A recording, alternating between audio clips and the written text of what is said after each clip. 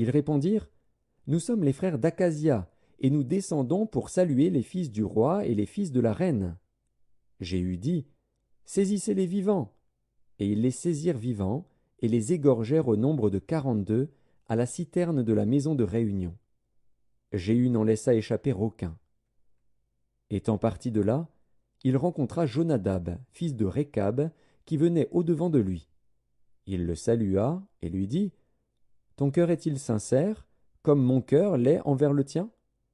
Et Jonadab répondit, Il l'est. S'il l'est, répliqua Jéhu, donne-moi ta main. Jonadab lui donna la main.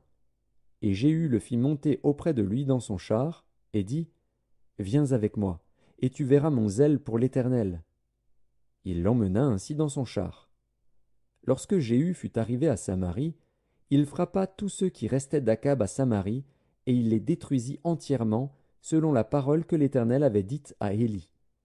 Puis il assembla tout le peuple, et leur dit, Akab a peu servi Baal, Jéhu le servira beaucoup. Maintenant convoquez auprès de moi tous les prophètes de Baal, tous ses serviteurs et tous ses prêtres, sans qu'il en manque un seul, car je veux offrir un grand sacrifice à Baal. Quiconque manquera ne vivra pas. Jéhu agissait avec ruse, pour faire périr les serviteurs de Baal. Il dit, Publiez une fête en l'honneur de Baal. Et ils la publièrent. Il envoya des messagers dans tout Israël, et tous les serviteurs de Baal arrivèrent, il n'y en eut pas un qui ne vint. Ils entrèrent dans la maison de Baal, et la maison de Baal fut remplie d'un bout à l'autre. Jéhu dit à celui qui avait la garde du vestiaire, Sors des vêtements pour tous les serviteurs de Baal. Et cet homme sortit des vêtements pour eux. Alors Jéhu vint à la maison de Baal avec Jonadab, fils de Rékab, et il dit aux serviteurs de Baal, Cherchez et regardez, afin qu'il n'y ait pas ici des serviteurs de l'Éternel, mais qu'il y ait seulement des serviteurs de Baal. Et ils entrèrent pour offrir des sacrifices et des holocaustes. Jéhu avait placé dehors 80 hommes, en leur disant, Celui qui laissera échapper quelqu'un des hommes que je remets entre vos mains, sa vie répondra de la sienne. Lorsqu'on eut achevé d'offrir les holocaustes, Jéhu dit aux coureurs et aux officiers, Entrez, frappez-les, que pas un ne sorte. Et ils les frappèrent du tranchant de l'épée. Les coureurs et les officiers les jetèrent là, et ils allèrent jusqu'à la ville de la maison de Baal. Ils tirèrent dehors les statues de la maison de Baal et les brûlèrent. Ils renversèrent la statue de Baal, ils renversèrent aussi la maison de Baal, et ils en firent un cloaque qui a subsisté jusqu'à ce jour. Jéhu extermina Baal du milieu d'Israël. Mais il ne se détourna point des péchés de Jéroboam, fils de Nebat, qui avait fait pécher Israël, il n'abandonna point les veaux d'or qui étaient à Béthel et à Dan. L'Éternel dit à Jéhu, Parce que tu as bien exécuté ce qui était droit à mes yeux, et que tu as fait à la maison d'Akab tout ce qui était conforme à ma volonté, tes fils jusqu'à la 4e génération seront assis sur le trône d'Israël. Toutefois Jéhu ne prit point garde à marcher de tout son cœur dans la loi de l'Éternel, le Dieu d'Israël.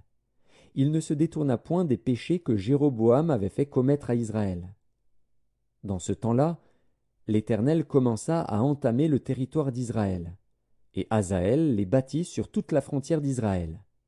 Depuis le Jourdain, vers le soleil levant, il bâtit tout le pays de Galaad, les Gadites, les Rubénites et les Manassites, depuis Aroër sur le torrent de l'Arnon jusqu'à Galaad et à Basan. Le reste des actions de Jéhu, tout ce qu'il a fait, et tous ses exploits, cela n'est-il pas écrit dans le livre des chroniques et des rois d'Israël? Jéhu se coucha avec ses pères, et on l'enterra à Samarie. Et Joachaz, son fils, régna à sa place. Jéhu avait régné 28 ans sur Israël à Samarie. 2 Rois, chapitre 11. Athalie, mère d'Akazia, voyant que son fils était mort, se leva et fit périr toute la race royale. Mais Josheba, fille du roi Joram, sœur d'Akazia, prit Joas, fils d'Akazia, et l'enleva du milieu des fils du roi, quand on les fit mourir. Elle le mit avec sa nourrice dans la chambre d'Élie. Il fut ainsi dérobé au regard d'Athalie, et ne fut point mis à mort. Il resta 6 ans caché avec Josheba dans la maison de l'Éternel. Et c'était Athalie qui régnait dans le pays. La 7e année, Jéhojada envoya chercher les chefs de centaines des Kérétiens et des coureurs, et il les fit venir auprès de lui dans la maison de l'Éternel. Il traita alliance avec eux et les fit jurer dans la maison de l'Éternel, et il leur montra le fils du roi. Puis il leur donna ses ordres, en disant, « Voici ce que vous ferez. Parmi ceux de vous qui entrent en service le jour du sabbat, un tiers doit monter la garde à la maison du roi, un tiers à la porte de Sûr, et un tiers à la porte derrière les coureurs. Vous veillerez à la garde de la maison, de manière à en empêcher l'entrée. Vos 2 autres divisions, tous ceux qui sortent de service le jour du sabbat feront la garde de la maison de l'Éternel auprès du roi. Vous entourerez le roi de toutes parts, chacun les armes à la main, et l'on donnera la mort à quiconque s'avancera dans les rangs. Vous serez près du roi quand il sortira et quand il entrera. » Les chefs de centaines exécutèrent tous les ordres qu'avait donnés le sacrificateur Jéhojada. Ils prirent chacun leurs gens, ceux qui entraient en service et ceux qui sortaient de service le jour du sabbat, et ils se rendirent vers le sacrificateur Jéhojada. Le sacrificateur remit aux chefs de centaines les lances et les boucliers qui provenaient du roi David et qui se trouvaient dans la maison de l'Éternel. Les coureurs, chacun les armes à la main, entourèrent le roi, en se plaçant depuis le côté droit jusqu'au côté gauche de la maison, près de l'autel et près de la maison. Le sacrificateur fit avancer le fils du roi, et il mit sur lui le diadème et le témoignage. Ils l'établirent roi et l'oignirent, et frappant des mains, ils dirent « Vive le roi !» Athalie entendit le bruit des coureurs et du peuple, et elle vint vers le peuple à la maison de l'Éternel. Elle regarda, et voici, le roi se tenait sur l'estrade, selon l'usage. Les chefs et les trompettes étaient près du roi. Tout le peuple du pays était dans la joie, et l'on sonnait des trompettes.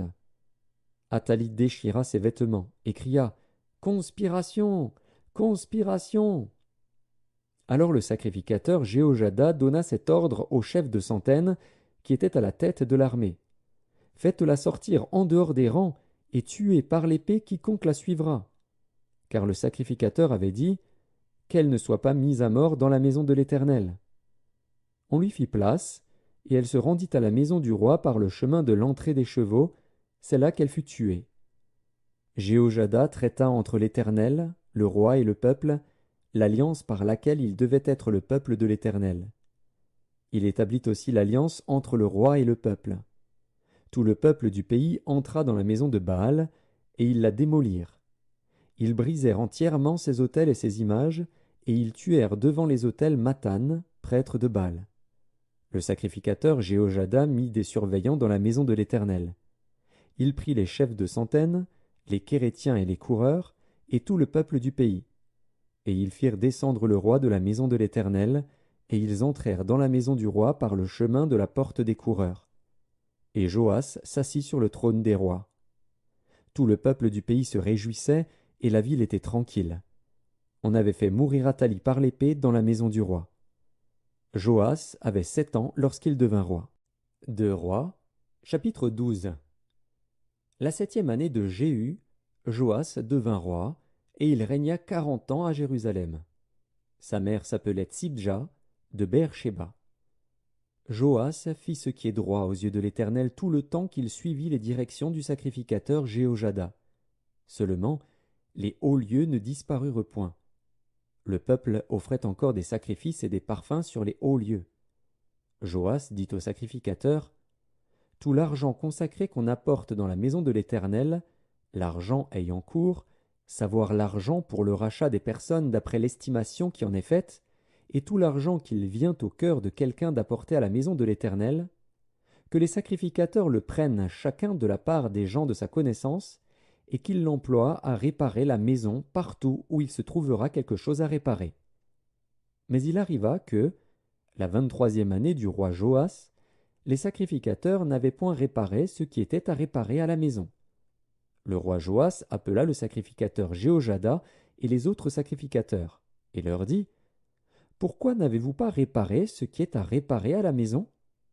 Maintenant, vous ne prendrez plus l'argent de vos connaissances, mais vous le livrerez pour les réparations de la maison. » Les sacrificateurs convinrent de ne pas prendre l'argent du peuple et de n'être chargés des réparations de la maison. Alors le sacrificateur